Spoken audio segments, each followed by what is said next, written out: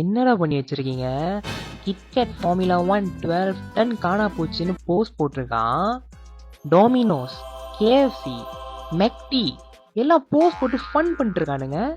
This is the advantage of keeping your branding flexible. So, as a small business owners, why are you so obsessed with your branding? Branding is important, but keep it flexible.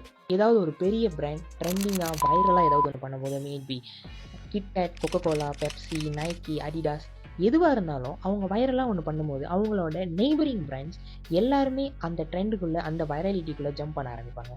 Because social media algorithm will be pushing your content that's related to the trend or the viral content to the particular people, to the targeted group. So பேசிக்கிட்டே இருக்காண்டா, ஆனால் எப்படி செய்யறதுன்னே சொல்ல மாட்டேன். அதானே யோசிக்கிறீங்க? 10 steps of visual storytelling. Tap the link in my bio. இந்த document உங்களுக்கு கிடைக்கும். Do your first 100 visuals. நான் சொன்ன மாதிரி அந்த 100 visuals நீங்கள் செய்யும் போது எவ்வளவோ வைரலிட்டி வந்துடும், எவ்வளவோ ட்ரெண்டிங் நியூஸ் வந்துடும்.